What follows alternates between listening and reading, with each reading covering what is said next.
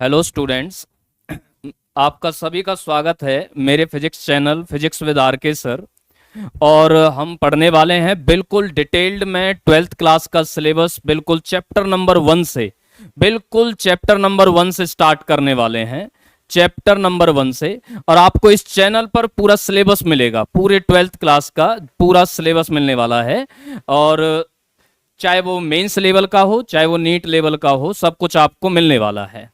Starting क्या होने वाली है, मेनली हमारा क्या मोटिव रहेगा, पहले डिटेल्ड सिलेबस पढ़, बिल्कुल कंटेंट पढ़ना है, पूरा बेसिक्स। बिल्कुल इस तरह एक एक चीजों को ऐसे पढ़ाया जाएगा कि आप फर्स्ट टाइम पढ़ रहे हैं, ठीक है बेटा। और बिल्कुल बेसिक्स पढ़ाया जाएगा और साथ में ही हम प्रीवियस ईयर क्वेश्चंस भी सॉल्व करेंगे, चाहे वो मेंस के हों और चाहे वो नीट लेवल के हों, ठीक है। तो आप सभी को बहुत मजा आने वाला है और आपको इंटरेस्टिंग लगेगा हर चीज, ठीक है बेटा। तो शुरुआत करते हैं आज से। फर्स्ट डे है, फर्स्ट लेक्चर है और आप सभी को पूरी 12th क्लास की फिजिक्स सीखने को मिलेगी, ठीक है बेटा। तो चलिए शुरू करते हैं। देखिए 12th क्लास का जो चैप्टर नंबर 1 है, चैप्टर नंबर 1, उसका नाम है मेरे बेटा electrostatics.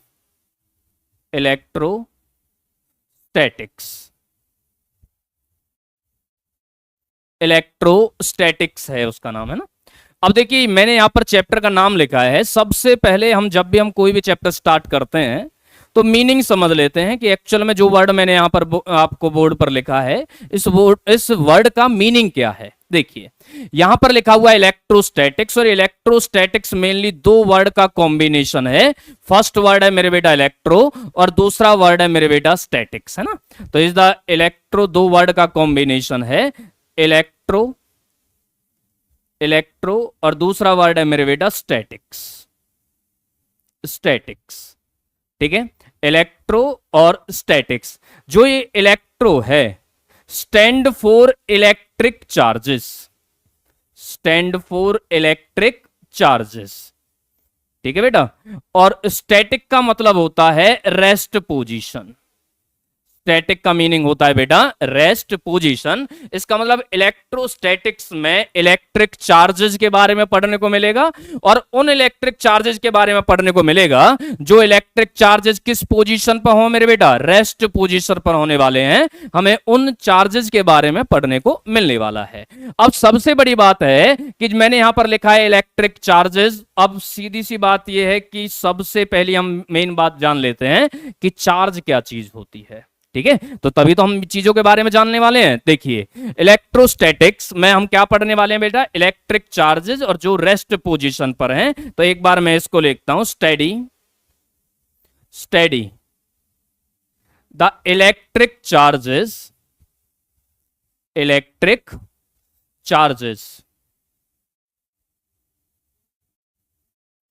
which are at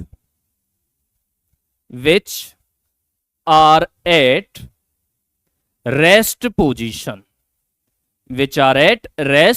position, आपको अच्छे से यहां पर नोट्स में मिल जाएंगे बेटा। आपको ज्यादा आपको सोचना नहीं पड़ेगा कि मुझे इस चीज को कैसे याद रखना है। मैं आपको हर चीज यहां पर प्रॉपर लिख कर दूंगा, आपको हर चीज मिलेगी आपको, है ना। तो स्टडी क्या करने में, इलेक्ट्रोस्टैटिक का मतलब क्या है कि फिजिक्स की एक ऐसी ब्रांच है जिसके में हम इलेक्ट्रिक चार्जेस के बारे में पढ़ते हैं। और कौन से इलेक्ट्रिक चार्जेस के बारे में पढ़ते हैं, जो इलेक्ट्रिक चार्जेस रेस्ट पोजीशन पर होते हैं, हम उनके बारे में इस चैप्टर में पढ़ने वाले हैं, ठीक है बेटा।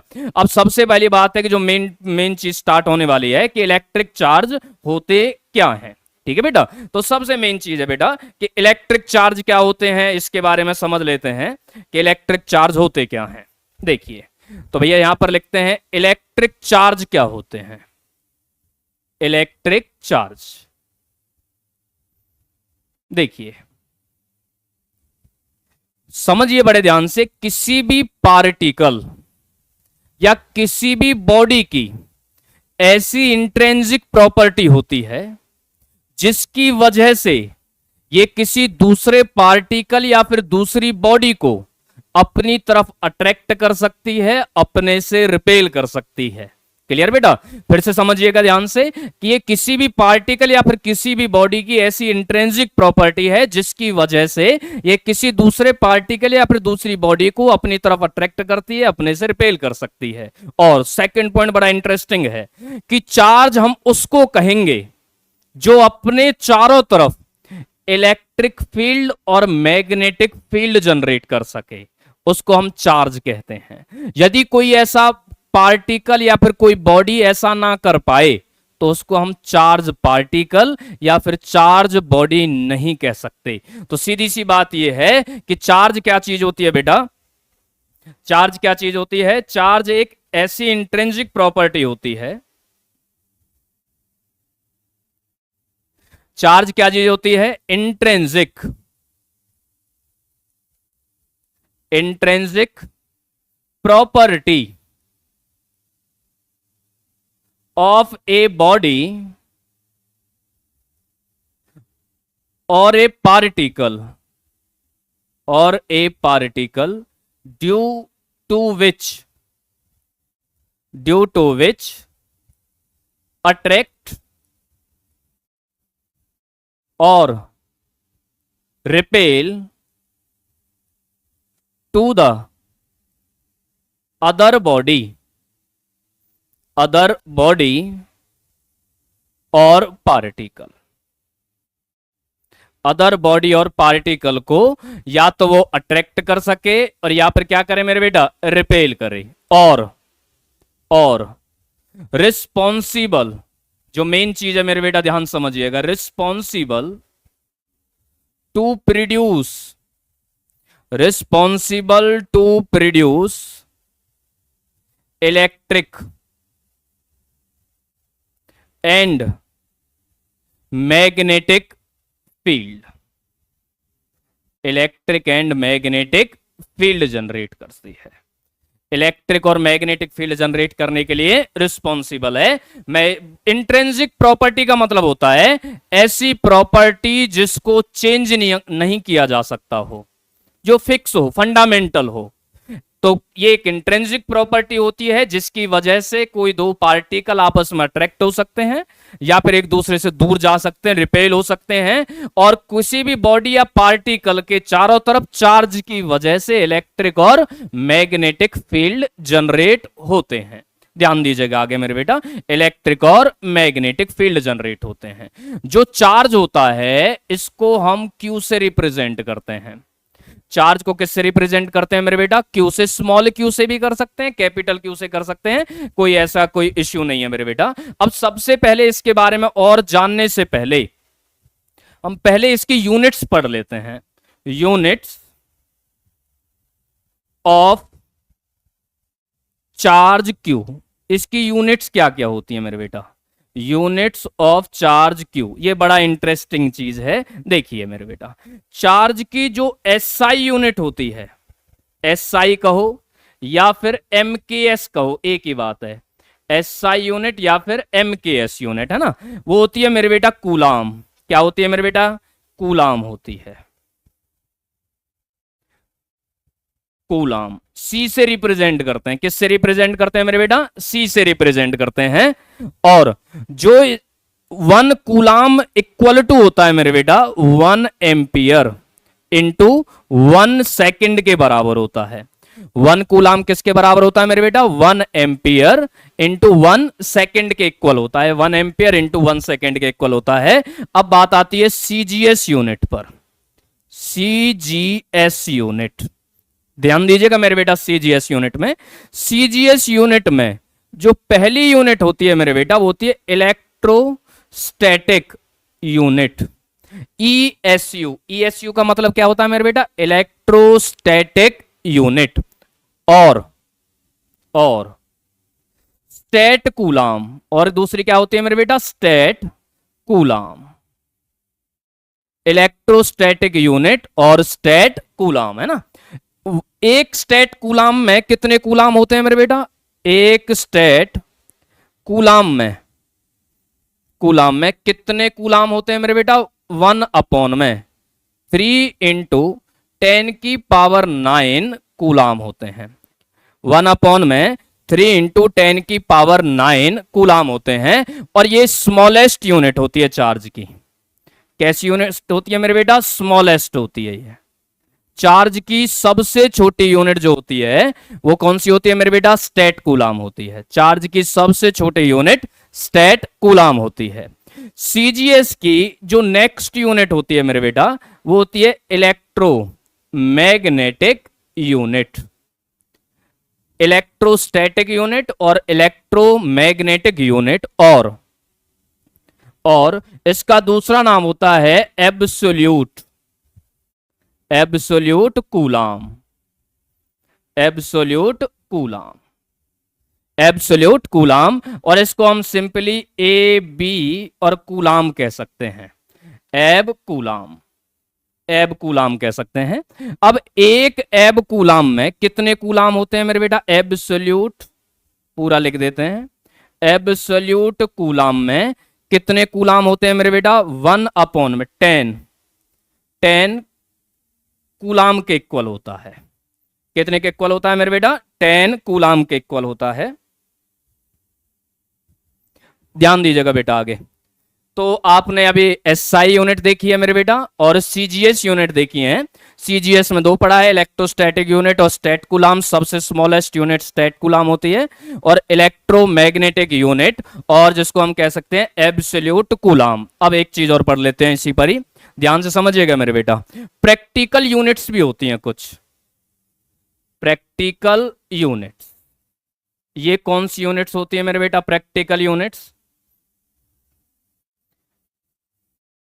प्रैक्टिकल यूनिट्स देखिए, ये तब यूज होंगी जब चार्ज क्या हो मेरे बेटा? एक्सेस में हो, बहुत ज्यादा हो। चार्ज क्या हो मेरे बेटा? बहुत ज्यादा अमाउंट में हो, तब ये यूनिट यूज होती है। और इसमें जो पहली यूनिट होती है वो क्या होती है मेरे बेटा? 1 ampere into hour. There is equal to 1 ampere hour, there is equal to 3600 ampere second, या फिर 3600 कूलाम। 3600 कूलाम कह सकते हैं, ठीक है बेटा। प्रैक्टिकल यूनिट है पहली, है ना। नेक्स्ट आगे ध्यान दीजिएगा मेरे बच्चे। नेक्स्ट होती है Faraday. Faraday 1 Faraday equal to होता है मेरे बेटा 9650 कूलाम के बराबर होता है। 9650 कूलाम के इक्वल होता है, ठीक है बेटा। और ये बिगेस्ट यूनिट होती है, बिगेस्ट यूनिट होती है चार्ज की। सबसे बड़ी यूनिट फेराडे होती है मेरे बेटा, और सबसे छोटी जो यूनिट होती है वो कौन सी होती है मेरे बेटा? स्टेट कूलाम होती है। तो बिगेस्ट यूनिट के बारे में बता दिया बेटा आपको, और सबसे छोटे यूनिट्स के बारे में आपको बता दिया। उम्मीद है यहां तक समझ में आएगा मेरे बेटा कि चार्ज क्या होती है, चार्ज की यूनिट्स क्या होती हैं। अब आगे चलते हैं, बड़े ध्यान से समझिएगा आगे। चार्ज को बेंजामिन फ्रैंकलिन नाम के एक साइंटिस्ट हैं, उसने कैसे डिफाइन किया है? ध्यान से समझिएगा मेरे बेटा, कैसे डिफाइन किया चार्ज का। According to Benjamin Franklin, Benjamin Franklin, 2 kinds of charges, 2 kinds of charge, 2 तरह के चार्ज होते हैं मेरे बेटा बेंजामिन फ्रैंकलिन के अकॉर्डिंग। अब वो 2 कौन कौन से होते हैं मेरे बेटा, उनको भी समझ लेते हैं कि वो 2 चार्ज होते कौन कौन से हैं, ठीक है बच्चे। वो 2 कौन कौन से होते हैं उनको भी समझ लेते हैं। चलिए इसी को रहने देते हैं। देखिए पहला जो चार्ज होता है उसको कहते हैं मेरे बेटा पॉजिटिव चार्ज, पॉजिटिव चार्ज। और दूसरा जो चार्ज होता है मेरे बेटा वो होता है negative charge, negative charge. Positive charge और नेगेटिव चार्ज। अब क्वेश्चन ये आता है कि 2 तरह के चार्ज होते हैं, ठीक है, समझ में आया। एक चार्ज पॉजिटिव होता है, एक चार्ज नेगेटिव होता है। कि पॉजिटिव चार्ज क्या चीज होती है भाई? और ये नेगेटिव चार्ज क्या होती है? पॉजिटिव चार्ज और नेगेटिव चार्ज को इस बेसिस पर डिफाइन किया जाता है कि यदि कहीं इलेक्ट्रॉन्स ज्यादा हैं, यदि कहीं इलेक्ट्रॉन्स ज्यादा हैं तो उसको कहेंगे हम नेगेटिवली चार्ज्ड बॉडी या नेगेटिव चार्ज पार्टिकल, और यदि कहीं इलेक्ट्रॉन्स कम हैं, ध्यान समझ लीजिएगा पहले, यदि कहीं इलेक्ट्रॉन्स कम है किसी बॉडी या पार्टिकल के अंदर, हम उसको कहेंगे पॉजिटिवली चार्ज्ड बॉडी। तो सीधा सा मतलब ये आया कि पॉजिटिव चार्ज का मतलब होता है जहां इलेक्ट्रॉन्स कम हो, और नेगेटिव चार्ज का मतलब ये है कि जहां इलेक्ट्रॉन्स ज्यादा हो। तो भैया पॉजिटिव चार्ज का मतलब क्या निकला मेरे बच्चे? डेफिशिएंसी, डेफिशिएंसी ऑफ इलेक्ट्रॉन्स को हम क्या कहते हैं मेरे बेटा? पॉजिटिव चार्ज कहते हैं। एंड एक्सेस ऑफ इलेक्ट्रॉन्स को हम क्या कहते हैं मेरे बेटा? एक्सेस ऑफ इलेक्ट्रॉन्स को क्या कहते हैं मेरे बेटा?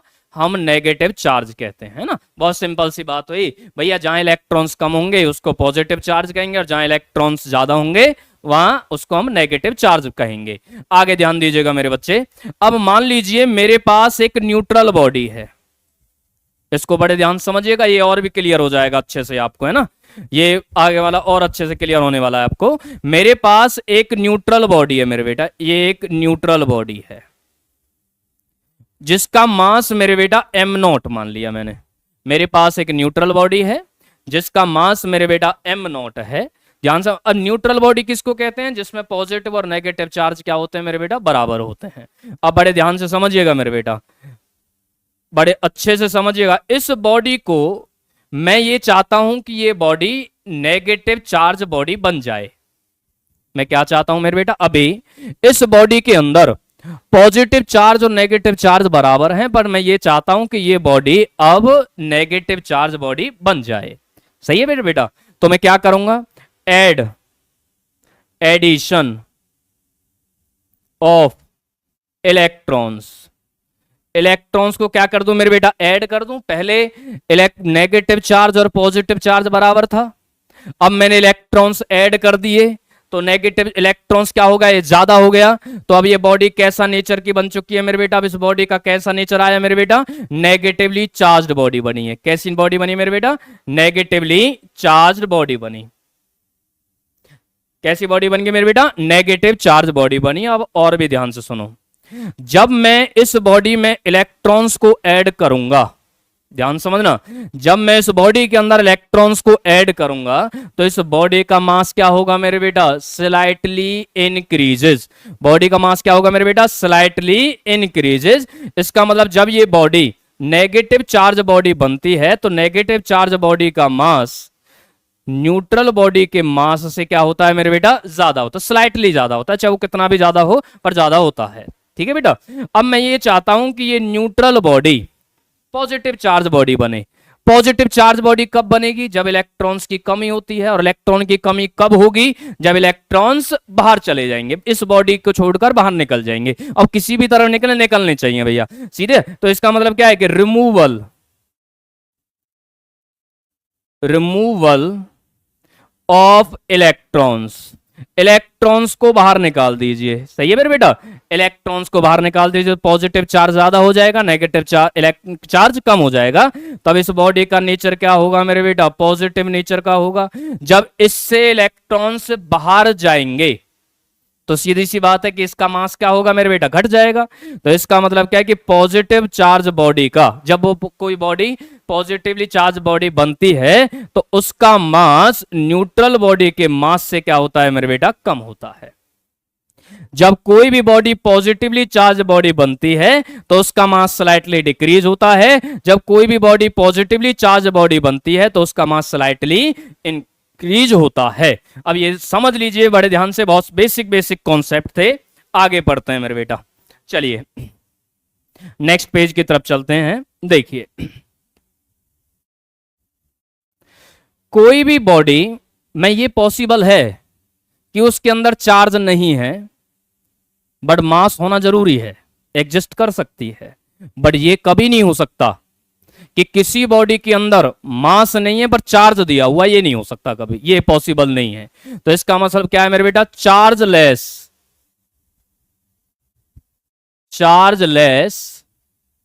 Body is possible. Chargeless body तो पॉसिबल हो सकती है, but massless body does not. But massless body, ऐसा नहीं हो सकता कि किसी के अंदर मास नहीं है बट चार्ज है, ऐसा कभी नहीं हो सकता मेरे बेटा, ये इम्पॉसिबल सी चीज है। Magnitude of charge, magnitude of charge, charge की वैल्यू कितनी होती है, ठीक है बेटा, चार्ज की वैल्यू कितनी होती है ये बताना है।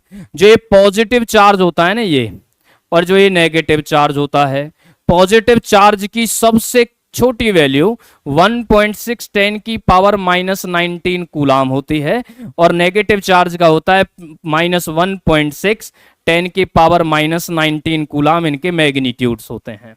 अब बात आती है कि 1.6 10 की पावर -19 का मतलब क्या है ना, ध्यान दीजिएगा मेरे बेटा। 1.6 इंटू 10 की पावर -19 को हम क्या कहते हैं मेरे बेटा, क्वांटा कहते हैं। क्या कहते हैं मेरे बेटा, क्वांटा कहा जाता है।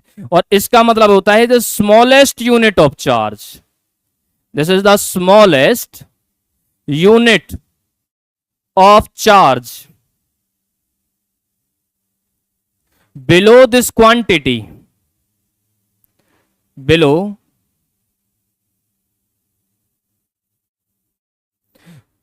this quantity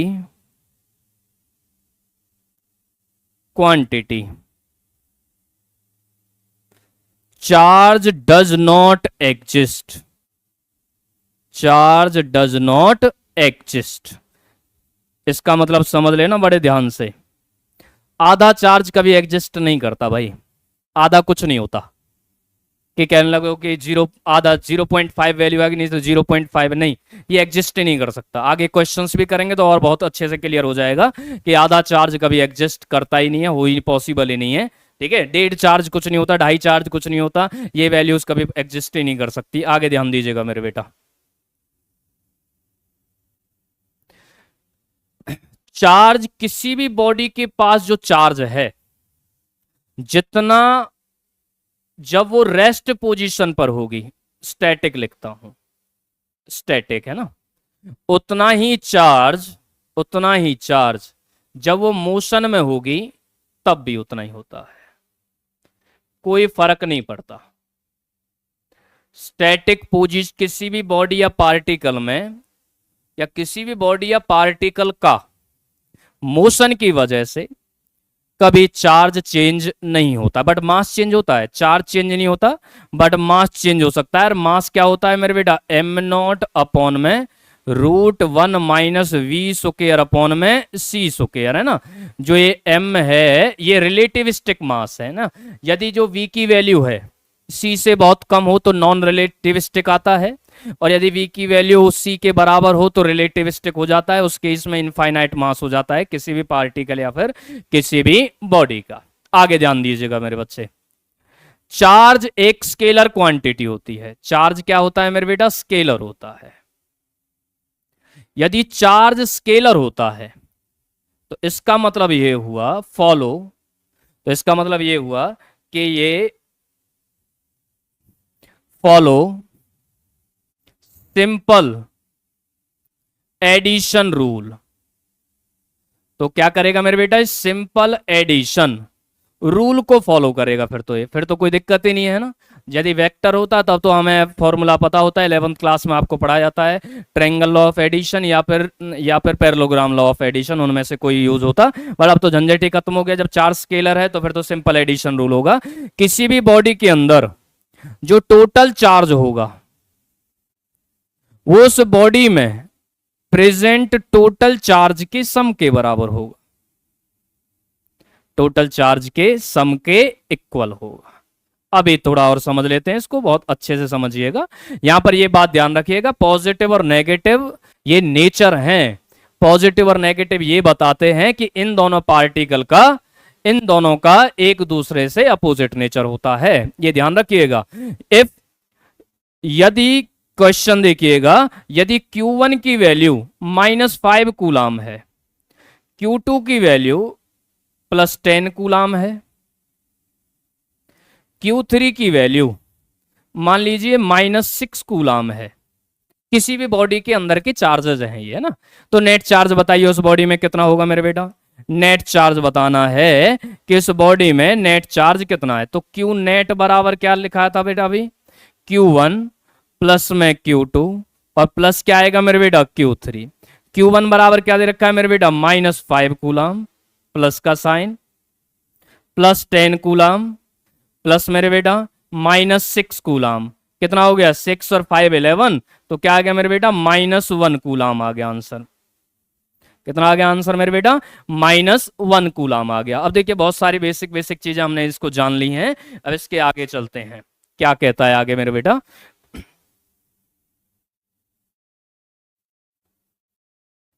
देखिए दो सेम नेचर के जो चार्जेस होते हैं, लाइक चार्जेस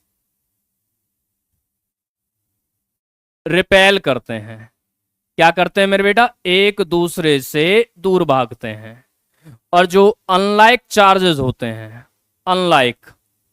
अनलाइक चार्जेस एक दूसरे को अट्रैक्ट करते हैं।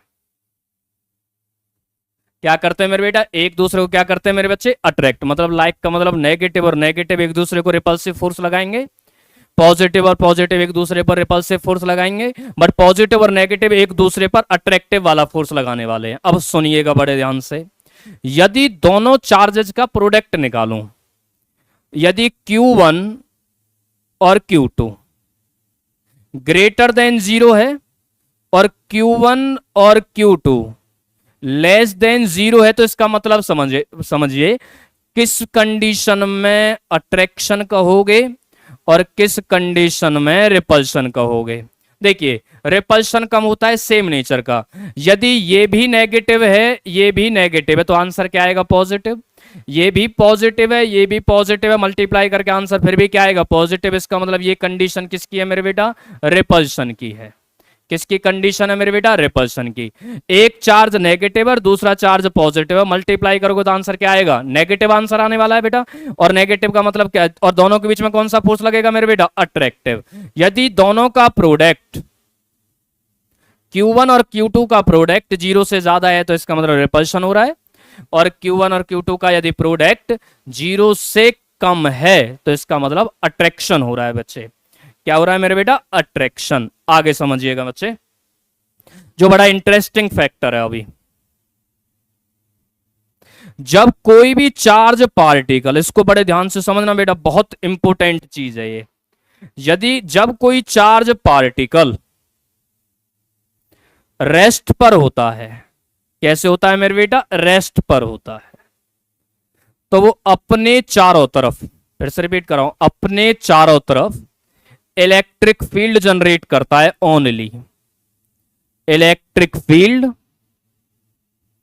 ओनली, अपने चारों तरफ सिर्फ इलेक्ट्रिक फील्ड जनरेट करता है। जब कोई charge particle motion with uniform velocity, motion with uniform velocity, इसका मतलब एक्सेलरेशन कितना है मेरे बेटा, 0। मतलब कोई पार्टिकल मोशन कर रहा है बट उसका एक्सेलरेशन क्या है मेरे बेटा, 0। तो यदि उसका एक्सेलरेशन 0 होता है तो अपने चारों तरफ इलेक्ट्रिक फील्ड,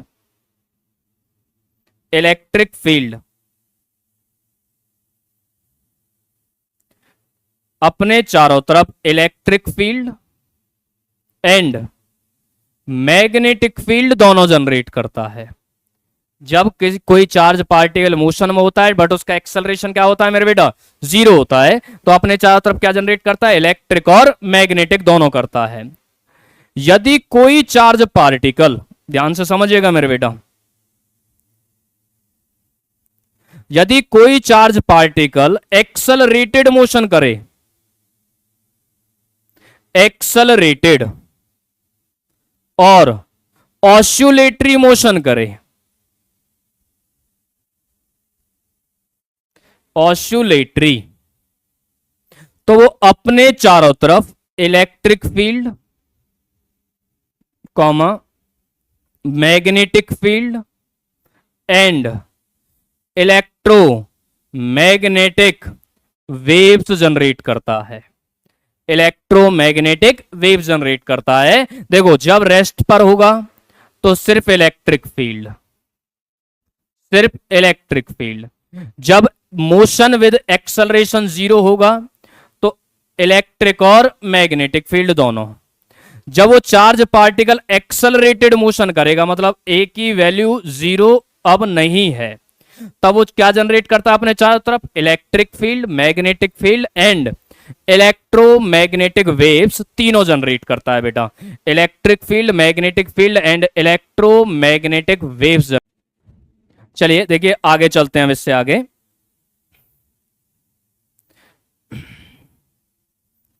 उम्मीद है यहां तक आपको बहुत अच्छे से चीजें समझ में आ गई होंगी। देखो किसी भी एक बॉडी से दूसरी बॉडी में कोई चार्ज ट्रांसफर करना है, एक चार्ज करना है तो उसकी वैल्यू कितनी होगी मेरे बेटा, 1.6 10 की पावर -19 इतनी होगी वैल्यू, है ना। ऐड करना है तब भी इतनी होगी। किसका मतलब है कि यदि आप किसी भी बॉडी से कोई चार्ज बाहर निकालते हो तो वो इंटीजर होगा, किसका, 1.6 10 की पावर -19 का इंटीजर होगा। आप कितना भी ऐड कर सकते हो इसी फॉर्म में और कितना भी रिमूव कर सकते हो। इसको, इस प्रॉपर्टी को, इस चार्ज की इस प्रॉपर्टी को क्वांटाइजेशन ऑफ इलेक्ट्रिक चार्ज कहते हैं मेरे बेटा, quantization of electric charge, quantization of electric charge कहा जाता है। ध्यान से समझिएगा क्या होता है क्वांटाइजेशन ऑफ चार्ज।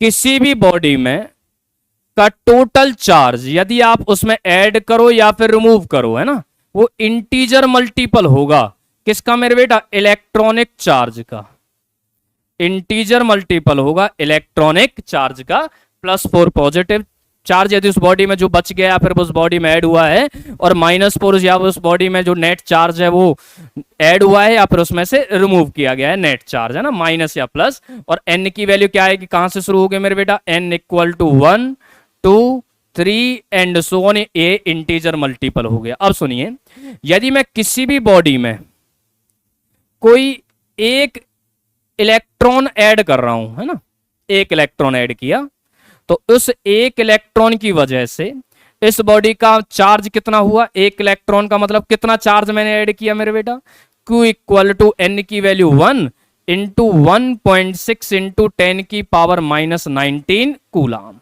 ठीक है बेटा, इतना चार्ज मैंने इसमें ऐड किया एक इलेक्ट्रॉन की फॉर्म में। यदि मैंने इसके अंदर 100 इलेक्ट्रॉन्स ऐड किए तो इसका मतलब कितना चार्ज मैंने ऐड किया मेरे बेटा, -100 × 1.6 × 10 की पावर -19 कूलाम चार्ज ऐड किया है। अब एक बात समझो, जब भी मैं एक इलेक्ट्रॉन ऐड करता हूं तो उसका मास भी तो ऐड हो रहा है, या फिर एक इलेक्ट्रॉन बाहर निकाल रहा हूं तो उसका मास भी तो बाहर जा रहा है। ये बात मैंने आपको स्टार्टिंग में ही समझाई थी कि यदि हम किसी भी बॉडी के अंदर कोई भी चार्ज रिमूव करते हैं या फिर ऐड करते हैं, रिमूव करते ही उस बॉडी के अंदर, रिमूव करने से बड़े ध्यान समझना, रिमूव करते ही इस बॉडी में पॉजिटिव चार्ज जनरेट होगा और ऐड करने से नेगेटिव चार्ज जनरेट होगा। तो बड़ी सिंपल सी बात है, यदि चार्ज ऐड होता है तो मास भी तो ऐड होता है। इसका मतलब मास भी क्या होता है मेरे बेटा, क्वांटाइज्ड होता है। मास भी क्या होता है मेरे बेटा, क्वांटाइज्ड होता है। तो मास भी क्वांटाइज्ड होता है और चार्ज भी क्वांटाइज्ड होता है। तो फटाफट छोटे छोटे बेसिक क्वेश्चन कर लेते हैं पहले इसके, फिर आगे और अच्छे अच्छे क्वेश्चंस पर चलेंगे इसी के क्वेश्चंस पर। तो क्वेश्चन क्या कहता है मेरे बेटा, फर्स्ट, ठीक है, calculate charge, calculate number of electrons in 1 coulomb of charge. एक कूलाम चार्ज में कितने नंबर ऑफ इलेक्ट्रॉन्स होते हैं, आपको ये बताना है। एक कूलाम चार्ज में कितने इलेक्ट्रॉन्स होते हैं। जब हम कहते हैं ना कि एक कूलाम चार्ज मैंने किसी बॉडी में ऐड कर दिया, तो आपसे पूछ रहा हूं मैं कि एक कूलाम की फॉर्म में आपने कितने इलेक्ट्रॉन्स उसमें ऐड किए हैं। एक कूलाम के फॉर्म में आपने कितने इलेक्ट्रॉन्स ऐड किए। तो भैया सॉल्यूशन बहुत सिंपल सा है। देखिए चार्ज कितना पूछ रहा है मेरे बेटा, 1 कूलाम है ना, तो Q बराबर क्या होता है मेरे बेटा, Ne। बेटा N बराबर क्या होगा मेरे बेटा, Q बाई E। Q बराबर क्या है 1 कूलाम और E बराबर क्या है 1.6, 10 की पावर माइनस 19 कूलाम। कूलाम से कूलाम कैंसिल, 1 अपॉन में 1.6, 10 की पावर माइनस 19 की वैल्यू होती है मेरे बेटा 6.25 इंटू 10 की पावर 18 इलेक्ट्रॉन्स। इतने इलेक्ट्रॉन से मिलकर एक कूलाम चार्ज बनता है। इतने इलेक्ट्रॉन से मिलकर एक कूलाम चार्ज बनता है।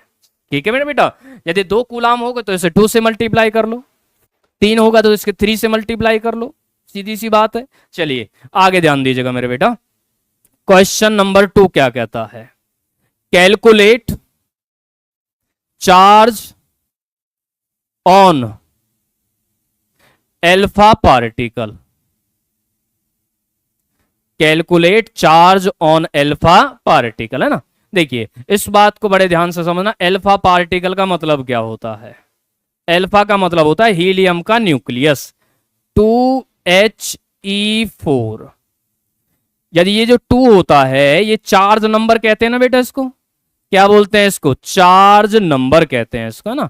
इस 2 का मतलब होता है कि इसके अंदर इतना ही नेगेटिव चार्ज है और इसके अंदर इतना ही पॉजिटिव चार्ज है। तो इसका मतलब N की वैल्यू कितनी है मेरे बेटा 2, तो चार्ज कितना आया मेरे बेटा Q equal to 2 into 1.6 into 10 की पावर माइनस 19 कूलाम।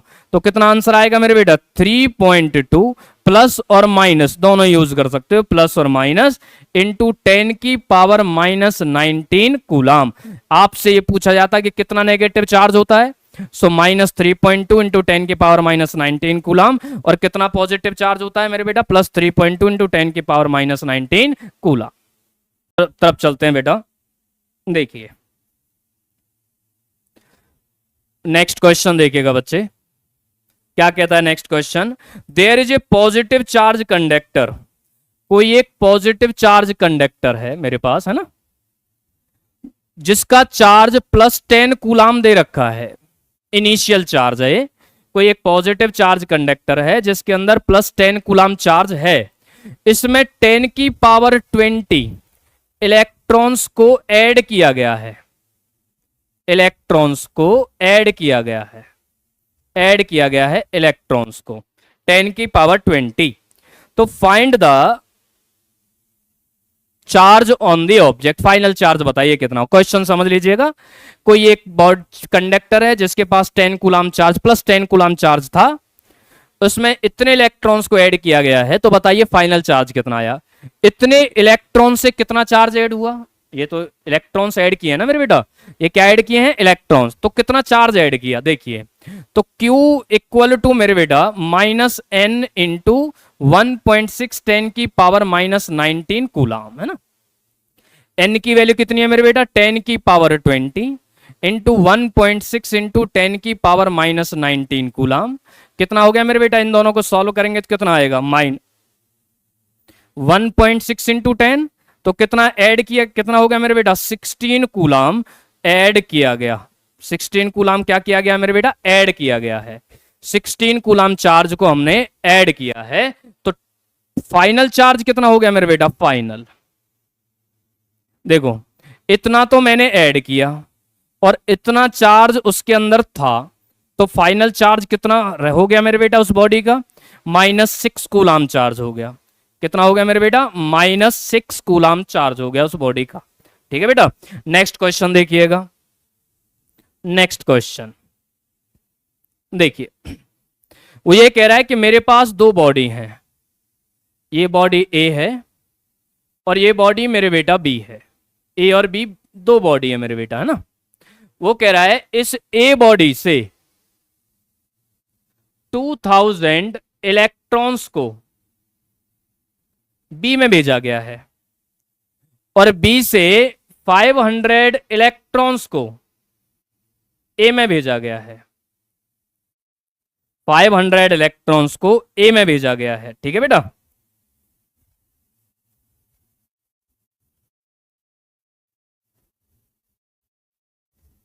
ए में भेजा गया है, तो बताना यह है कि डिफरेंस बताइए दोनों के बीच का, क्यू ए और माइनस क्यू बी बताइए कितना आएगा। Q A minus Q B बताइए कितना आएगा। सुनो ध्यान से, ए से 2000 इलेक्ट्रॉन्स बी में लेकर गए, है ना। तो इसका मतलब ये हुआ कि ए बॉडी में प्लस के 2000 चार्ज जनरेट हो गए, प्लस के जनरेट हो गए, और बी वाली बॉडी में माइनस 2000 चार्ज जनरेट हो गए, माइनस बी में, है ना। माइनस 500, इसमें से 500 इधर ले गए, तो कितना बच गया मेरे बेटे यहाँ पर 1500 माइनस, और इसमें कितना था प्लस 200 प्लस का, तो ये 500 ऐड कर दिया तो कितना हो गया मेरे बेटा प्लस 200 माइनस 500 कितना हो गया मेरे बेटा प्लस के 1500। तो ए में कितना चार्ज आया मेरे बेटा, ए में, ए बॉडी में चार्ज आ जाएगा मेरे बेटा प्लस 1500, और यहां पर लिख रहा हूं इलेक्ट्रॉनिक चार्ज ई। और बी में कितना होगा मेरे बेटा, बी वाली बॉडी में कितना होगा मेरे बेटा माइनस 1500 इंटू क्या आएगा मेरे बेटा ई आएगा। तो दोनों के बीच का डिफरेंस क्या होगा मेरे बेटा क्यू ए माइनस क्या आएगा मेरे बेटा क्यू बी। क्यू ए कितना है प्लस 1500 इंटू ई, और माइनस 1500 इंटू क्या आ गया मेरे बेटा ई, तो कितना हो गया मेरे बेटा 3000, और क्या आ गया ई, तो 3000 ई की वैल्यू कितनी है मेरे बेटा प्लस 1.6 इंटू 10 की पावर क्या आ गया माइनस 19, कितना हो गया भैया ये 4.8 इंटू कितना हो गया 10 की पावर माइनस 16 कूलाम। कितना हो गया आंसर मेरे बेटा, दोनों में चार्ज का डिफरेंस कितना हो गया 4.8 इंटू 10 की पावर माइनस 16 कूलाम हो गया, ठीक है बेटा। चलिए नेक्स्ट पर चलते हैं, कोई एक बार अच्छे से देखते रहो एक एक चीजों को, कोई और नोट्स प्रॉपर बनाते रहना, तभी चीजें समझ में आती हैं, ठीक है बेटा। नेक्स्ट क्वेश्चन की तरफ चलते हैं। Calculate charge on 27 kilogram of electrons. समझ लेना बेटा क्वेश्चन को बड़े ध्यान से।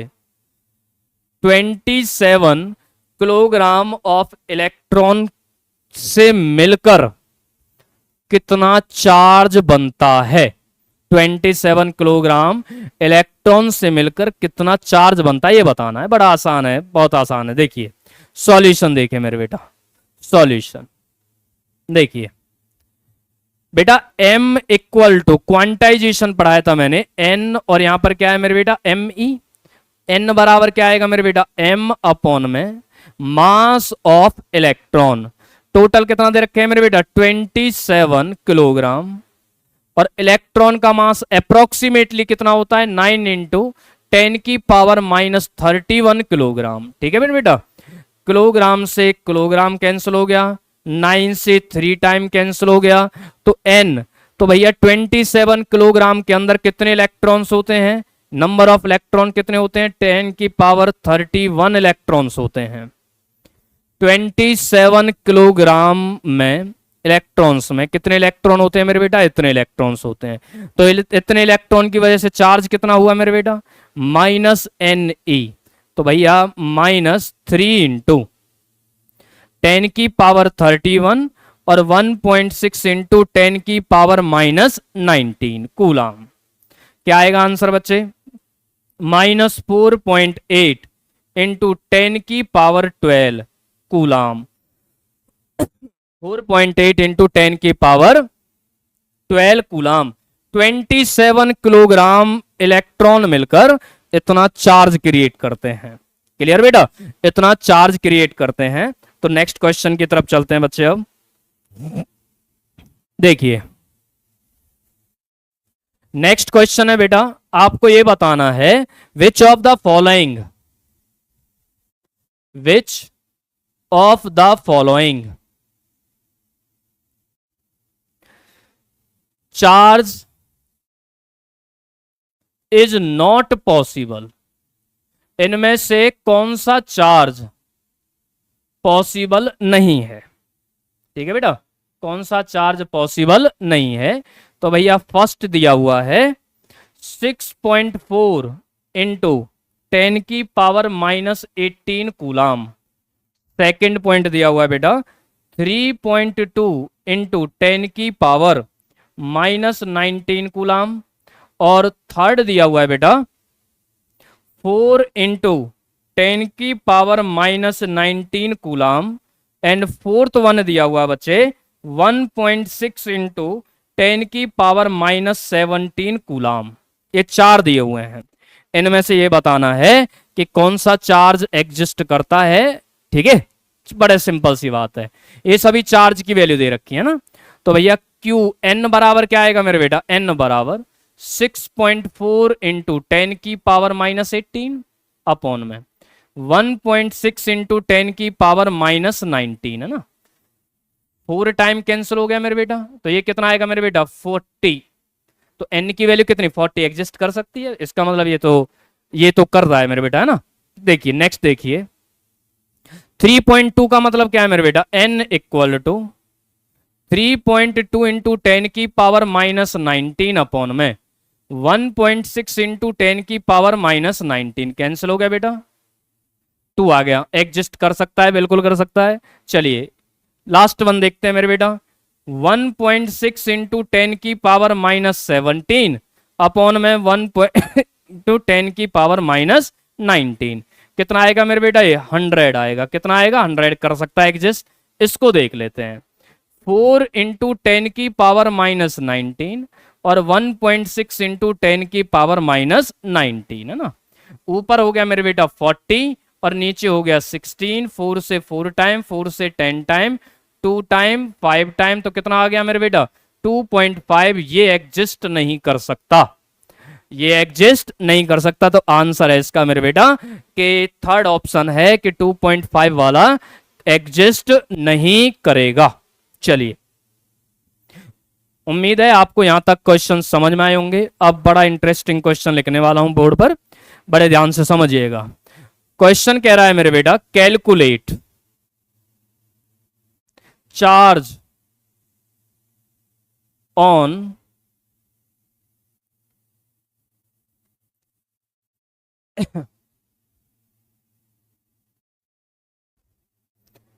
Calculate charge on 100 gram of water. 100 gram water में कितना चार्ज होता है।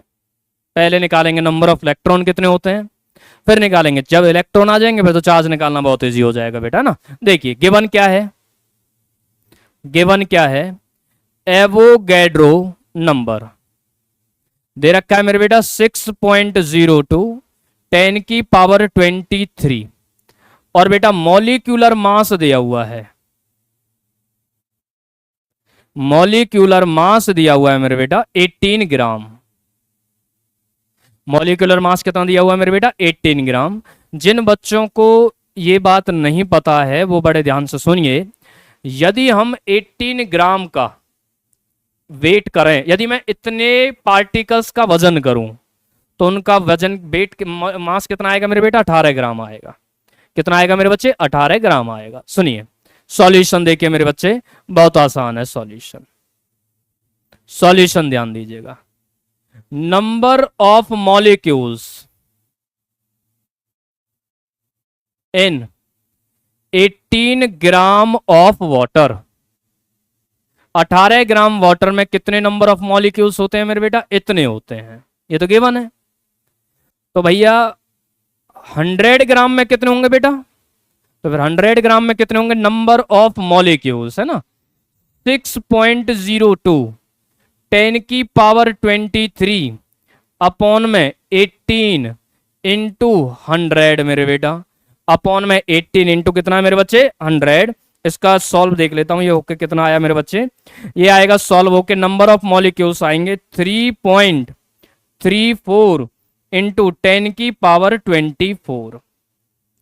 3.34 इंटू 10 की पावर 24, ये n आ गया। n का मतलब क्या है, ये लिख लेना अच्छे से। n का मतलब क्या है यहां पर, है ना, n का मतलब है नंबर ऑफ मॉलिक्यूल्स है मेरे बेटा। ये n क्या है मेरे बेटा, नंबर ऑफ मॉलिक्यूल्स है। अब सुनिए, H2O में कि एक मॉलिक्यूल में कितने इलेक्ट्रॉन्स होते हैं मेरे बेटा, H2 के 2 और ऑक्साइड के 8, कितना हो गया, 10 हो गए।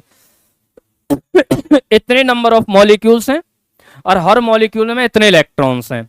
सो नंबर ऑफ इलेक्ट्रॉन्स कितना आएगा मेरे बेटा, नंबर ऑफ इलेक्ट्रॉन्स कितने हो गए मेरे बेटा, n डैश इक्वल टू, भैया n इंटू कितना आएगा मेरे बच्चे, एक में कितने हैं 10, तो n की वैल्यू कितनी है मेरे बेटा 3.34, 10 की पावर 24 मल्टीप्लाई कितना हो गया 10 हो गया, तो कितना आएगा मेरे बेटा 3.34 इंटू 10 की पावर कितना आएगा मेरे बेटा 25 इलेक्ट्रॉन्स होते हैं।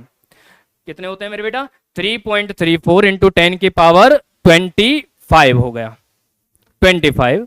अब आपको चार्ज निकालना आसान है, तो Q बराबर क्या आएगा मेरे बेटा n डैश ई, n डैश कितना है मेरे बेटा 3.34, 10 की पावर 25 और मल्टीप्लाई 1.6 इंटू 10 की पावर -19, ये आएगा मेरे बेटा 5.3 समथिंग आएगा इंटू 10 की पावर कितना आ गया मेरे बेटा 6 कूलाम आ गया आंसर। 10 की पावर कितना आ गया मेरे बेटा 6 कूलाम। समझ लीजिएगा अच्छे से क्वेश्चन को, मैं एक बार अच्छे से रिपीट कर देता हूं। आपको पूछा जा रहा है कि 100 ग्राम वाटर में नंबर ऑफ चार्ज ने बताइए कितने होते हैं। एवोगैड्रो नंबर पता है, मॉलिक्यूलर मास 18 ग्राम होता है, 18 ग्राम में इतने मॉलिक्यूल्स होते हैं, ठीक है बेटा। तो 100 में कितने होंगे, 100 में होंगे मेरे बेटा इतने, ये नंबर ऑफ मॉलिक्यूल्स आ गए। एक मॉलिक्यूल के अंदर कितने इलेक्ट्रॉन्स होते हैं, इतने, तो नंबर ऑफ इलेक्ट्रॉन कितने आ गए टोटल, नंबर ऑफ इलेक्ट्रॉन्स आ गए मेरे बेटा, ये आ गए नंबर ऑफ इलेक्ट्रॉन। यदि नंबर ऑफ इलेक्ट्रॉन आ गया तो फिर चार्ज निकालना बहुत आसान है। वो कितना हो गया Q equal to N dash E equal to, ये आ गया भैया इतना। ठीक है बच्चे, तो चलिए आगे चलते हैं बेटा अब। ठीक है, एक और क्वेश्चन देख लेते हैं। क्वेश्चन में कह रहा है बेटा, किसी भी बॉडी से, ये कोई एक बॉडी है, हर सेकंड 10 की पावर 10 इलेक्ट्रॉन्स पर सेकंड बाहर निकल जाते हैं। तो बताना है कि एक कूलाम चार्ज को बाहर जाने में कितना टाइम लगने वाला है। टाइम बताइए कितना लगेगा, कितना टाइम लगेगा, रिपीटेड चलो, ठीक है, कितना टाइम लगने वाला है ये देखना है। ठीक है बेटा, देखिए फिर से क्वेश्चन को एक बार मैं रिपीट कर देता हूं कि 10 की पावर 10 इलेक्ट्रॉन्स पर सेकंड बाहर जा रहे हैं, एक कूलाम चार्ज को बाहर जाने में कितना टाइम लगने वाला है ये बताना है। देखिए इतने जब इलेक्ट्रॉन बाहर जाते हैं तो ये भी देखना है कि कितने चार्ज को बाहर लेकर जा रहा है, ये इतने इलेक्ट्रॉन से कितना चार्ज बाहर जाता है। तो 10 की पावर 10 इंटू 1.6 इंटू 10 की पावर -19 कूलाम, इतना चार्ज पर सेकंड बाहर जाता है, इतना चार्ज पर सेकंड बाहर जाता है। तो बहुत सिंपल सा पढ़ेंगे, इतने चार्ज को बाहर जाने में टाइम लग रहा है 1 सेकंड, है ना, 1 सेकंड लगता है, 1 सेकंड का टाइम लगता है। तो भैया एक कूलाम को बाहर जाने में कितना टाइम लगेगा मेरे बेटा, 1 अपॉन में 10 की पावर 10 इंटू 1.6 इंटू 10 की पावर -19 सेकेंड, इतना लगेगा। सॉल्व कर लें इसे।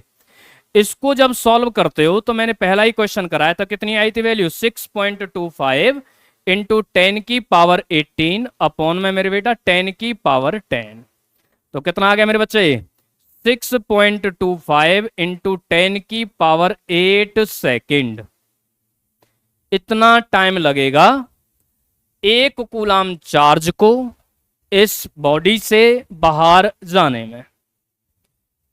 एक कूलाम चार्ज, इतना टाइम लगेगा एक कूलाम चार्ज को बाहर जाने में। आगे ध्यान दीजिएगा मेरे बेटा,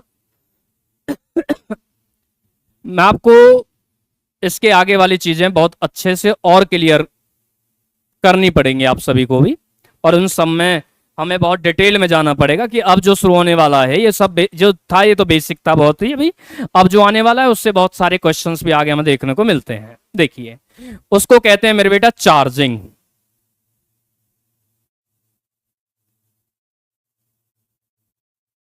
चार्जिंग, एक मिनट, चार्जिंग को पढ़ने से पहले पहले हम एक चार्ज की एक छोटी सी प्रॉपर्टी समझ लेते हैं। इसको पढ़ने से पहले एक छोटी सी प्रॉपर्टी समझ लेता हूं, उसको बहुत डिटेल में एक नहीं दो चीजें समझाऊंगा, क्योंकि एक तो अभी यूज होने वाली है और एक होगी बाद में यूज होगी, कि उसको अभी समझा देते हैं। देखिए मेरे पास ये कोई एक मटेरियल है, ठीक है मेरे बेटा, ये एक मटेरियल है मेरे पास, है ना, कोई मेटल है ये एक मेटल है, मेटल है मेरे बेटा ये, ठीक है। इस मेटल के अंदर बहुत सारे एटम्स होंगे, ये एटम्स हुए,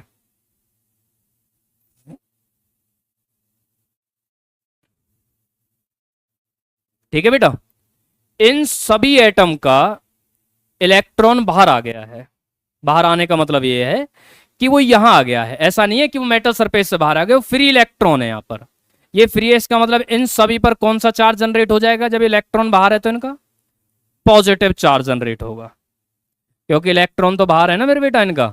और जो ये फ्री इलेक्ट्रॉन है ये इन जगह आसानी से मूव कर सकता है क्योंकि ये फ्री है, बट ये इतना भी फ्री नहीं है कि हम किसी भी मेटल सरफेस को ऐसे हिलाएं और इलेक्ट्रॉन गिरने लग जाएं, क्योंकि वो फ्री है, नहीं है, उसके पास कुछ ना कुछ एनर्जी जरूर होती है। देखिए जब जब ये इलेक्ट्रॉन जब जब ये इलेक्ट्रॉन बाहर जाने की कोशिश करेगा, बाहर जाने की कोशिश करेगा, तो ये एटम का पॉजिटिव चार्ज इसको अट्रैक्ट करके वापस खींच लेगा। जब जब ये बाहर जाने की कोशिश करेगा तो इन एटम का पॉजिटिव चार्ज इसको वापस वहीं खींच लेगा। तो ये बाहर जाने इसके लिए आसान नहीं है, बट ये बाहर जाना चाहता है। ये बाहर सिर्फ एक ही कंडीशन में जा सकता है, ये बाहर जाने के लिए इसके पास बहुत ज्यादा वेलोसिटी होनी चाहिए। और वो कैसे हो सकती है?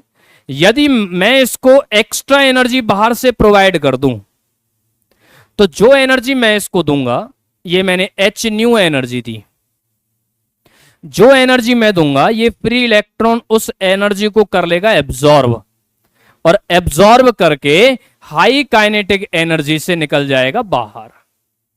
हाई काइनेटिक एनर्जी से क्या चला जाएगा मेरे बेटा? बाहर चला जाएगा। अब सुनिए नया कॉन्सेप्ट, ऐसी मिनिमम अमाउंट ऑफ एनर्जी जिसकी वजह से कोई फ्री इलेक्ट्रॉन मेटल सरफेस से बाहर चला जाए, ऐसी मिनिमम अमाउंट ऑफ एनर्जी को वर्क फंक्शन कहते हैं। क्या कहते हैं मेरे बेटा? Work function. The minimum amount of energy due to which free electron due to which free electron jump from the metal surface, from the metal surface, metal surface से बाहर जंप कर जाए। और इस वर्क फंक्शन को हम phi not से represent करते हैं।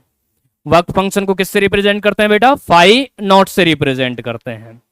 एक बात और सुन लीजिए, जिस सरफेस का वर्क फंक्शन कम होगा उसके इलेक्ट्रॉन को निकालने के लिए कम एनर्जी की जरूरत पड़ेगी, इसका मतलब वो आसानी से निकल सकता है। जिसका ज्यादा होगा उसके इलेक्ट्रॉन को बाहर निकालने के लिए ज्यादा एनर्जी चाहिए, ज्यादा हमें फोर्स लगाना पड़ेगा एक तरह से ना, ठीक है बेटा। तो जिसका कम वर्क फंक्शन है वो जल्दी बाहर निकल जाता है। सुनिए ध्यान से, एक प्रॉपर्टी और है जो आगे यूज होने वाली है, ठीक है बेटा। देखिए मान लीजिए मेरे बेटा, यो टॉपिक है इलेक्ट्रिकल, इसका भी टॉपिक लिख देता हूं बेटा, वर्क फंक्शन, वर्क फंक्शन, ठीक है। इलेक्ट्रिकल परमिटिविटी, परमिटिविटी, इसको देखो ऐसा साइन होता है, इसका एप्सिलॉन नॉट भी कहते हैं, इसको प्रोनाउंसिएशन एप्सिलॉन नॉट, और वैसे इसको इलेक्ट्रिकल परमिटिविटी भी कहते हैं। इसको समझ लेना बड़े अच्छे से।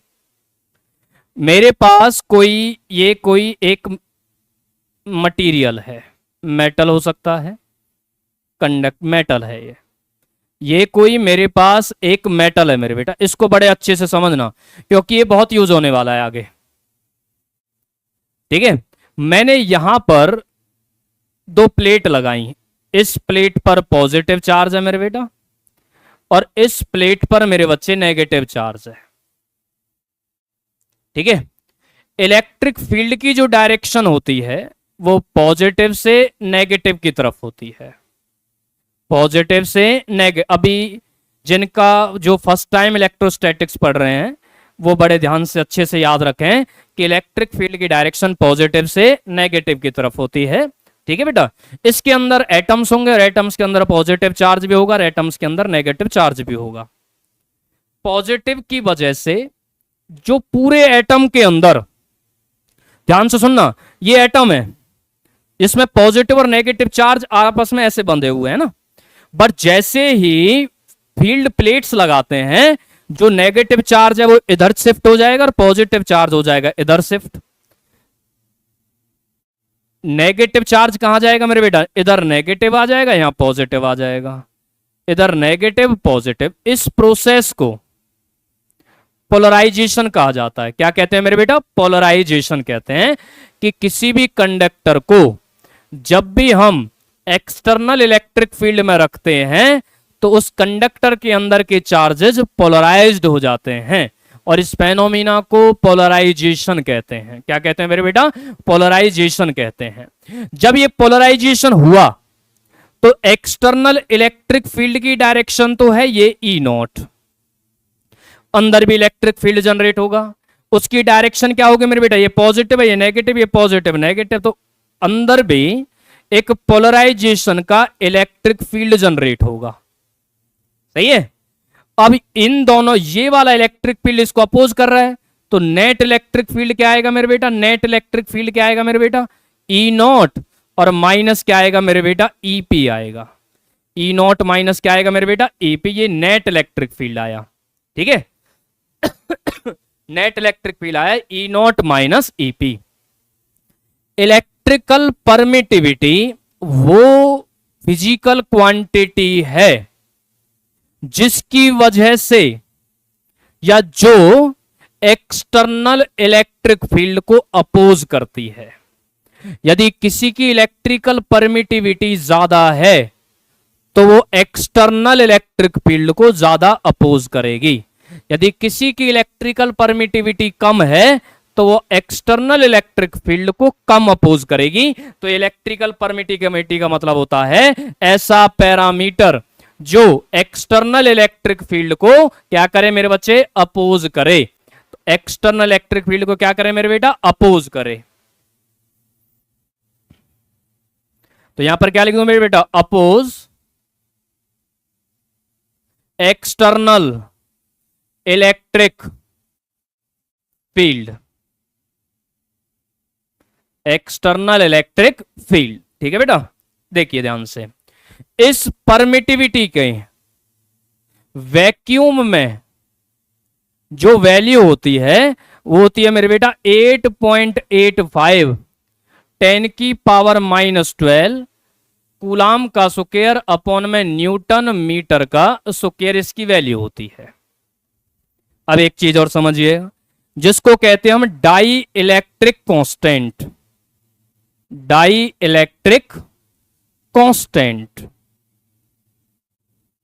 और दूसरा नाम होता है इसका रिलेटिव परमिटिविटी, रिलेटिव परमिटिविटी। देखिए ध्यान से, relative permittivity represented by the के और एप्सिलॉन आर रिप्रेजेंट करते हैं ना। ये दो परमिटिविटी के बीच का रेशो होता है, परमिटिविटी ऑफ मीडियम अपॉन में permittivity in vacuum, permittivity of medium upon में परमिटिविटी ऑफ वैक्यूम। इस जो के की वैल्यू है, समझ लेना बेटा, के की वैल्यू 1 होती है वैक्यूम के लिए, के की वैल्यू 80 होती है मेरे बेटा वाटर के लिए, रिलेटिव है बेटा ये।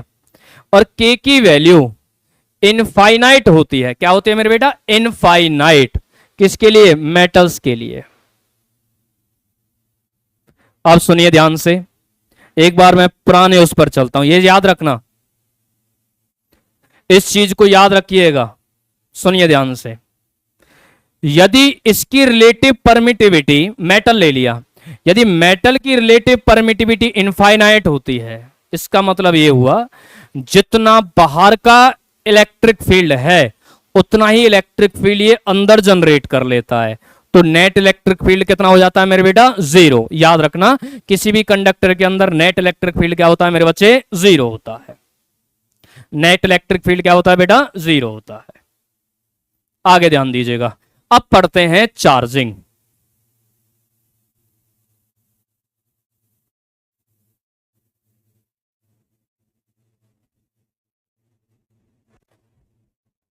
चार्जिंग, चार्जिंग क्या होती है, ट्रांसफर ऑफ चार्ज को हम चार्जिंग कहते हैं। एक बॉडी से दूसरी बॉडी में जब भी चार्ज ट्रांसफर होते हैं तो इसको हम क्या कहते हैं मेरे बेटा, चार्जिंग कहा जाता है, चार्जिंग प्रोसेस है। सुनिए ध्यान से, 3 मेथड होते हैं चार्जिंग के। पहला मेथड होता है फ्रिक्शन, फ्रिक्शन मेथड। देखिए फ्रिक्शन क्या चीज होती है मेरे बेटा, जब भी दो बॉडीज को आपस में रब करते हैं, दो बॉडीज को जब भी आपस में हम रब करते हैं तो एक बॉडी पर पॉजिटिव चार्ज आ जाता है और दूसरी बॉडी पर आ जाता है नेगेटिव चार्ज। जिस पर पॉजिटिव चार्ज आया तो इसका मतलब ये कि उससे इलेक्ट्रॉन दूसरी में चले गए हैं, तभी तो पॉजिटिव आया है। और जिसमें नेगेटिव चार्ज आया है इसका मतलब इस बॉडी में इलेक्ट्रॉन्स ऐड हो गए हैं।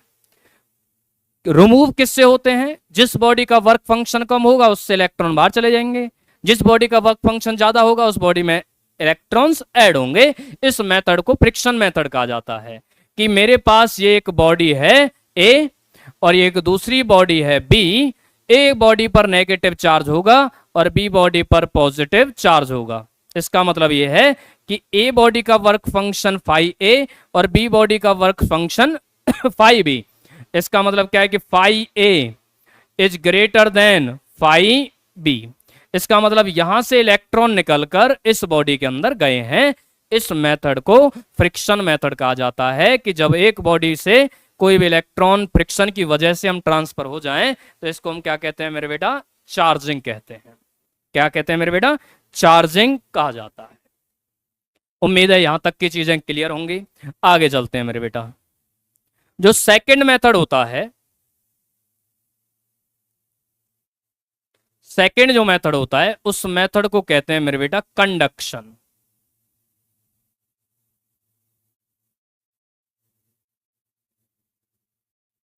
कंडक्शन मेथड, कंडक्शन क्या होता है मेरे बेटा, जब भी एक बॉडी को दूसरी बॉडी के कांटेक्ट में लेके आते हैं, एक बॉडी को दूसरी बॉडी के कांटेक्ट में रखते हैं, कांटेक्ट की वजह से एक बॉडी के चार्जेस दूसरी बॉडी में चले जाते हैं और जब तक जाते रहेंगे जब तक दोनों के चार्ज बराबर ना हो जाएं। चार्ज हम नहीं कह सकते जब तक दोनों के पोटेंशियल बराबर ना हो जाएं, और पोटेंशियल डिफरेंस जब तक दोनों का 0 ना हो जाए तब तक होंगे। अब एक बात समझिएगा, यदि किसी भी बॉडी को यदि मैं Q चार्ज देता हूं, Q चार्ज देने पर उस बॉडी का पोटेंशियल बढ़ जाता है। V क्या है मेरे बेटा, पोटेंशियल है। V क्या है मेरे बेटा, पोटेंशियल है। तो Q चार्ज देने पर क्या बढ़ जाता है मेरे बेटा, पोटेंशियल बढ़ जाता है। और Q इक्वल टू होगा मेरे बेटा CV के।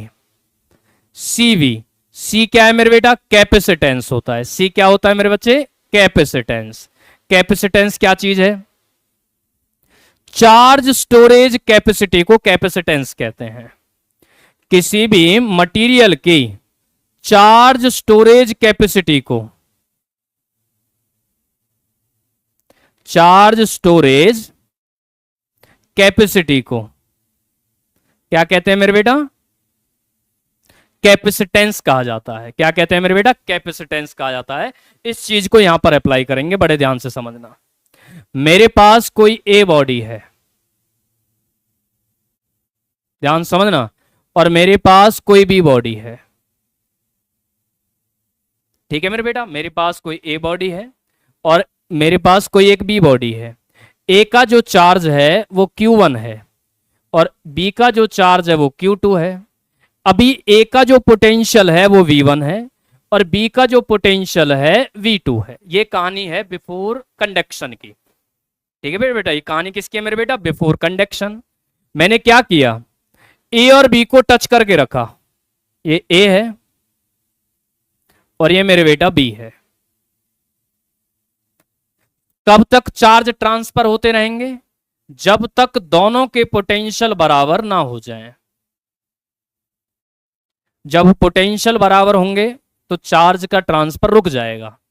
अब दोनों को अलग अलग कर देते हैं। ये ए है और ये बी है। अब जब चार्ज शेयर हुए हैं तो पहले वाले पर जो चार्ज आएगा वो Q1 डैश आएगा और दूसरे वाले पर जो चार्ज आएगा वो Q2 डैश आएगा। पहले वाले पर Q1 डैश और दूसरे वाले पर कितना आया मेरे बेटा? Q2 डैश चार्ज आया। अब Q1 बराबर क्या लिखूंगा मेरे बेटा? Q1 बराबर C1V और Q1 डैश बराबर C1V और Q2 डैश बराबर क्या आएगा मेरे बेटा? C2V आएगा। Q1 डैश बराबर क्या आया मेरे बेटा? C1V और Q2 डैश बराबर क्या आया मेरे बेटा? C2V आया। उम्मीद है यहां तक समझ में आया होगा मेरे बच्चे। आगे पढ़ते हैं, चलो यहां समझा देता हूं इसको। देखिए, सो Q1 डैश अपॉन में Q2 डैश इक्वल टू होता है मेरे बेटा C1 अपॉन में C2। क्या होता है मेरे बेटा? C1 अपॉन में C2। चलिए आगे चलते हैं। स्पेरिकल कैपेसिटर, यदि कोई कंडक्टर स्पेरिकल है जिसका रेडियस R है, जिसका रेडियस R है, तो कैपेसिटेंस का फॉर्मूला होता है 4 pi epsilon not into R। So Q1 dash upon में Q2 डैश इक्वल टू क्या आएगा मेरे बेटा? 4 pi epsilon not R1 upon में क्या आएगा मेरे बेटा? 4 pi epsilon not R2। Cancel कर दूं मेरे बेटा? सो Q1 डैश अपॉन में Q2 डैश बराबर क्या आएगा बेटा? R1 अपॉन में क्या आएगा मेरे बच्चे? R2 आएगा। सही है। एक बार मैं पिछले उस पर पेज पर चलता हूं कि इसका रेडियस था R1 और इसका रेडियस था R2। अभी भी रेडियस यहां पर R1 है और ये रेडियस मेरे बेटा R2 है। आगे ध्यान दीजिएगा, यदि मुझे Q1 डैश निकालना है तो क्या करेंगे मेरे बेटा? Q1 अपॉन में Q1 प्लस में Q2 और एक सेकंड, शायद मैंने उल्टा लिख दिया ये।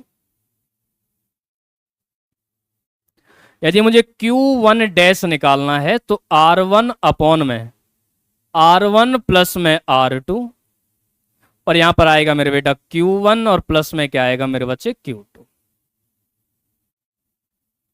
यदि मुझे Q2 डैश निकालना है सो R2 अपॉन में R1 प्लस में R2 और यहां पर क्या आएगा मेरे बेटा? Q1 और प्लस में क्या आएगा मेरे बेटा? Q2।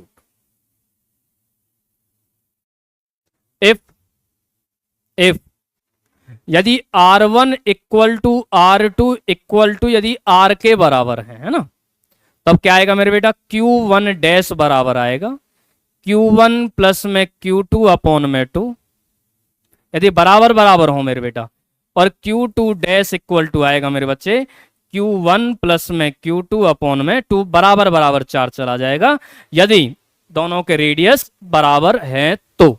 दोनों का फटाफट एक एक क्वेश्चन कर लेते हैं, फिर आगे चलेंगे मेरे बच्चे। ध्यान से समझिएगा मेरे बेटा।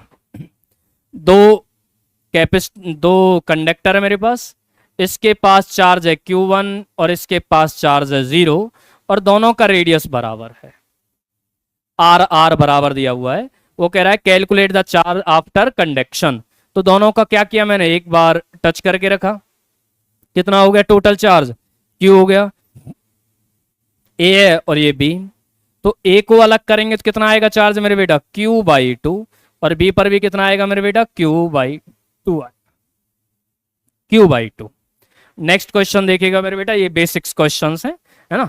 देखिए नेक्स्ट क्वेश्चन देखिए, मेरे पास ए बॉडी है मेरे बेटा, ये बी है और ये सी है। ए पर मेरे बेटा चार्ज क्यू है, बी पर 0 है और सी पर क्यू है। क्वेश्चन कह रहा है कि पहले बी को ए के साथ टच किया, फिर बी को सी के साथ टच किया, फाइनल चार्ज बताइए बी पर कितना होगा।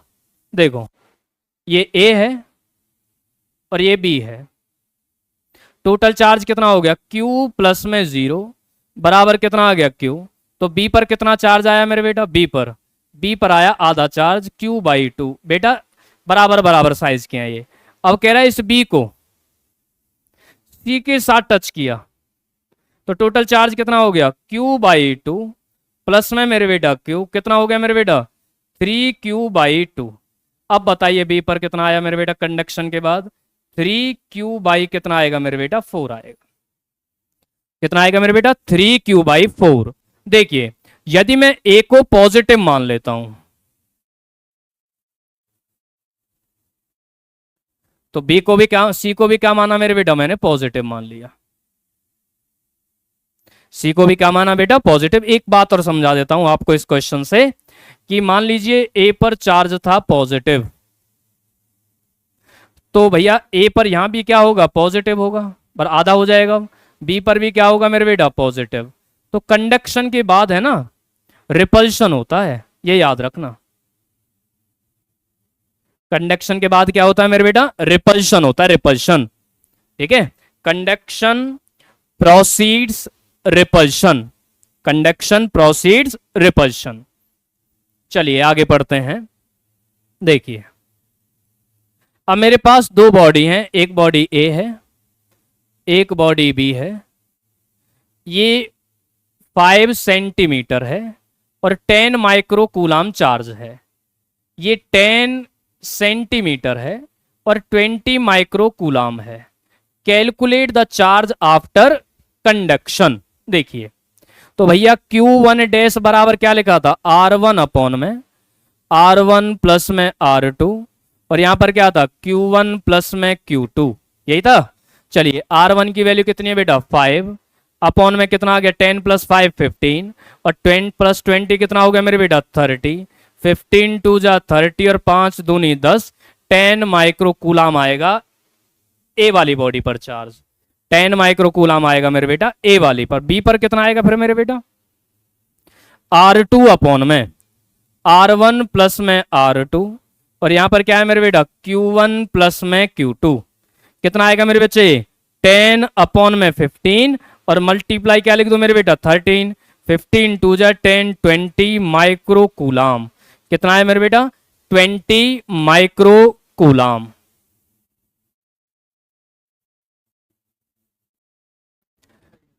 हाँ चलिए बेटा स्टार्ट करते हैं कि जो चार्जिंग का जो थर्ड मेथड है और लास्ट मेथड है चार्जिंग का ना, उसको बोलते हैं इंडक्शन मेथड, और ये सबसे इंपॉर्टेंट है इंडक्शन, और इसको हम इलेक्ट्रोस्टैटिक इंडक्शन भी कहते हैं। इलेक्ट्रोस्टैटिक इंडक्शन, इंडक्शन या फिर इलेक्ट्रोस्टैटिक इंडक्शन क्या होता है ये मेथड मेरे बेटा, बड़े ध्यान से समझिएगा, बहुत बेसिक सा है, कुछ नहीं है इसमें भी, जैसे पहले मेथड थे वो सही है। देखिए स्टेप नंबर 1 क्या होता है, स्टेप नंबर 1 क्या कहता है कि मेरे पास एक न्यूट्रल बॉडी है। न्यूट्रल का है मैंने, मेरे पास क्या है मेरे बेटा, एक न्यूट्रल बॉडी है, न्यूट्रल, जिसका मास है मेरे बेटा m0। मास कितना है मेरे बेटा इस न्यूट्रल बॉडी का, एम नॉट। मैंने यहां पर एक बड़ी सी बॉडी रखी, जिस बॉडी के पास चार्ज है मेरे बेटा पॉजिटिव, टच नहीं करना है, टच हो गया तो फिर कंडक्शन हो जाना है, पर हम मेथड पढ़ रहे हैं मेरे बेटा इंडक्शन, प्लस पॉजिटिव चार्ज है। इस वाली बॉडी को इंड्यूसिंग बोलते हैं, इंड्यूसिंग बॉडी, इंड्यूसिंग बॉडी। और इसका दूसरा नाम भी होता है इंड्यूसर। क्या नाम होता है मेरे बेटा, इंड्यूसर भी कहते हैं, इंड्यूसिंग बॉडी, या फिर हम जर्नली इसको इंड्यूसर भी कह सकते हैं। इस पूरी बॉडी में ये बड़ा चार्ज है, जितना भी नेगेटिव चार्ज होगा, इलेक्ट्रॉन्स होंगे, इस साइड खींच लेगा, यहां पर आ जाएगा। और जितना भी पॉजिटिव चार्ज होगा, रिपल्शन की वजह से इस साइड चला जाएगा, रिपल्शन की वजह से इस साइड चला जाएगा। बट जो मेन बात है, याद रखिएगा, अभी भी जो नेट चार्ज है वो भी क्या है मेरे बेटा, जीरो। नेट चार्ज कितना है अभी मेरे बेटा, जीरो। भाई चार्ज सेपरेट ही तो किए हैं, है तो बॉडी के अंदर ही, अभी भी नेट चार्ज क्या होगा मेरे बेटा, जीरो होगा। स्टेप नंबर 2 क्या कहता है मेरे बेटा, स्टेप नंबर 2 स्टेप नंबर 2 क्या है मेरे बच्चे, ये इंड्यूसर है जिस पर पॉजिटिव चार्ज है, ठीक है बेटा, और ये इंड्यूस्ड बॉडी है जिसके अंदर हम चार्ज जनरेट करा रहे हैं। मैंने क्या यहां पर नेगेटिव चार्ज दे रखा था, मैंने क्या किया, इस बॉडी को अर्थ से कनेक्ट कर दिया, अर्थ से कर दिया, अर्थ से कनेक्ट कर दिया। क्या देखते हैं, यहां से जो इलेक्ट्रॉन्स होंगे इस बॉडी के अंदर ऐड होते चले जाएंगे, है ना। तो इसका मतलब ये हुआ कि ये बॉडी और ज्यादा नेगेटिव हो जाएगी, ऐड हुए इलेक्ट्रॉन्स। अब जो नेट चार्ज होगा वो अब जीरो नहीं होगा, नेट चार्ज मेरे बेटा जीरो अब नहीं होगा। इस मेथड को हम क्या कहते हैं मेरे बेटा, इंडक्शन मेथड कहते हैं। क्या बोलते हैं मेरे बेटा इस मेथड को, इंडक्शन मेथड कहते हैं। अब ध्यान समझिएगा, स्टेप नंबर 3 क्या हुआ मेरे बेटा, स्टेप नंबर 3, ये बॉडी थी, इस बॉडी को हमने क्या जनरेट कर दिया मेरे बेटा, नेगेटिवली चार्ज्ड बॉडी बना दिया। पहले नेट चार्ज जीरो था और अब नेट चार्ज जीरो नहीं है। अब सुनिए, इस पर जो चार्ज जनरेट हुआ उसको मैं क्यू डैश से रिप्रेजेंट कर रहा हूं। क्या कर रहा हूं मेरे बेटा, क्यू डैश से, और इस पर जो चार्ज था वो है क्यू, ठीक है बेटा। इस पर चार्ज कितना है मेरे बेटा, क्यू चार्ज है। चलिए ध्यान दीजिएगा आगे, जो क्यू डैश चार्ज है, क्यू डैश है, वो इक्वल होगा मेरे बेटा माइनस क्यू, 1 माइनस 1 अपॉन में मेरे बेटा के, और के मैंने थोड़ी देर पहले आपको समझाया था डाइलेक्ट्रिक कांस्टेंट होता है। माइनस साइन क्या रिप्रेजेंट करता है कि जो इंड्यूसर है और जो इंड्यूस्ड बॉडी है उन दोनों के बीच में अपोजिट नेचर के चार्ज जनरेट होंगे, अपोजिट नेचर के। इफ यदि के की जो वैल्यू है, यदि मैं वो 1 ले लेता हूं, 1 किसके लिए होता है मेरे बेटा, वैक्यूम के लिए होता है। 1 किसके लिए होता है मेरे बेटा, वैक्यूम के लिए होता है ना। तो भैया जो क्यू डैश इंड्यूस्ड चार्ज है वो क्या आएगा मेरे बेटा, जीरो, और जीरो का मतलब है नो इंडक्शन। जीरो का मतलब क्या है मेरे बेटा, नो इंडक्शन, है ना।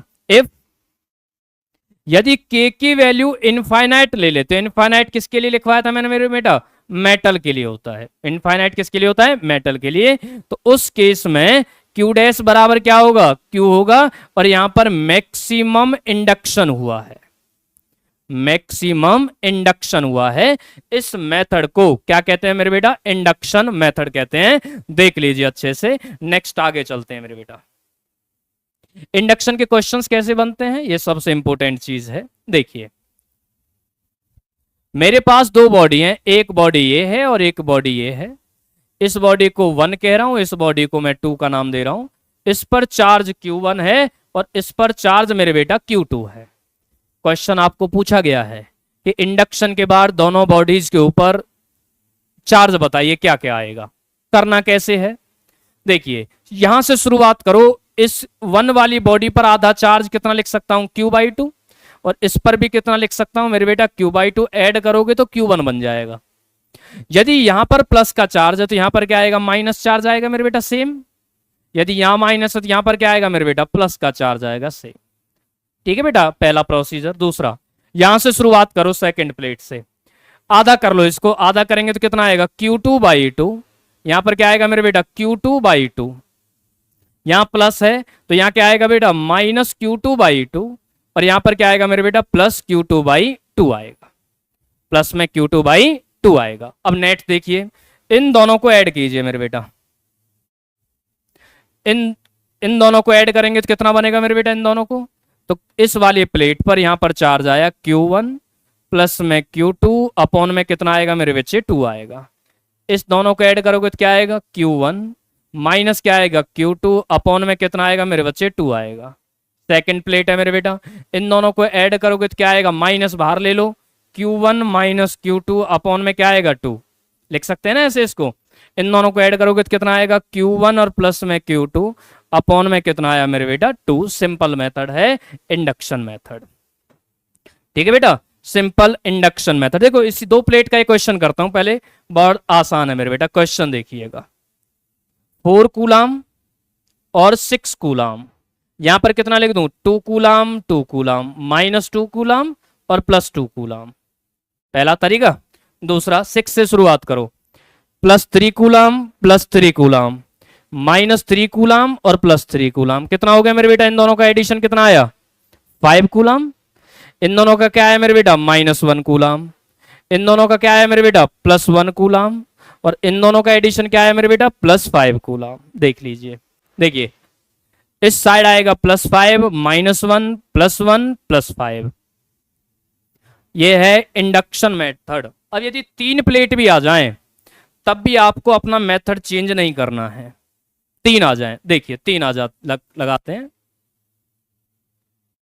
1 2 3, चलिए 4 कूलाम 0 कूलाम और 3 कूलाम, ये दे दिया मेरे बेटा ना, 3 दे रखा है 0 दे रखा है 4 दे रखा है। यहां से शुरुआत करो,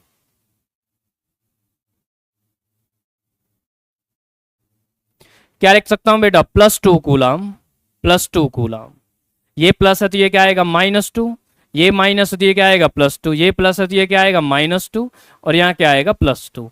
0 का करोगे तो 0 0 हो जाना है सब। 3 को करोगे तो कितना आएगा 3/2, यहां भी क्या आएगा 3/2, इसके जस्ट आगे वाला माइनस 3/2, इसके पीछे वाला प्लस 3/2, आगे वाला माइनस 3/2 और पीछे वाला प्लस 3/2। ऐड कर लीजिए, आंसर आ गया। ऐड करने पर क्या आएगा मेरे बेटा 2 दूनी 4 और 3 7, 7/2 कूलाम, 2 दूनी 4 1/2 कूलाम, 7/2 कूलाम और 1/2 कूलाम, ठीक है बेटा। आगे ध्यान दीजिएगा, इन दोनों को ऐड करोगे तो कितना आएगा मेरे बेटा वही माइनस 1/2 कूलाम, इन दोनों को करोगे तो कितना आएगा 2 दूनी 4 1/2 कूलाम, इन दोनों को करोगे तो कितना आएगा मेरे बेटा माइनस 1/2 कूलाम, और इन दोनों करोगे तो 2 दूनी 4 7/2 कूलाम। देख लीजिए बेटा, अभी जिस भी साइड का आपको पूछा जाए उस वाली साइड का आराम से आप आंसर बता सकते हैं। कई बार आपको पूछा जाता है कि फर्स्ट, ये सेकंड और ये थर्ड है, कि सेकंड का लेफ्ट साइड बताइए क्या चार्ज आएगा। सेकंड का लेफ्ट साइड आएगा मेरे बेटा माइनस 1/2 आएगा, ठीक है बेटा। थर्ड का राइट साइड क्या आएगा, थर्ड का राइट साइड आएगा मेरे बेटा प्लस 7/2 कूलाम। अभी तक जो भी हमने पढ़ा है ये सभी आता है प्रॉपर्टीज ऑफ चार्जेस के अंदर, कि चार्जेस की क्या क्या प्रॉपर्टीज होती हैं। क्लियर है मेरे बेटा कि चार्जेस के और क्या क्या चीजें हो सकती हैं। इससे आगे जो टॉपिक आने वाला है वो आप नेक्स्ट वीडियो लेक्चर में देखेंगे। हम फोर्सेस के बारे में पढ़ेंगे डिटेल में पूरा, और बहुत सारे फोर्सेस से रिलेटेड प्रीवियस ईयर क्वेश्चंस भी आए हैं, चाहे वो मेडिकल सेक्शन में हो चाहे नॉन मेडिकल सेक्शन में हो, सभी में फोर्सेस से रिलेटेड बहुत क्वेश्चंस पूछे गए हैं। हम आपको प्रीवियस ईयर एक एक क्वेश्चन को कॉन्सेप्ट के साथ समझाएंगे, और जिससे आपके एक एक कॉन्सेप्ट क्लियर हो जाए। तो थैंक यू वेरी मच।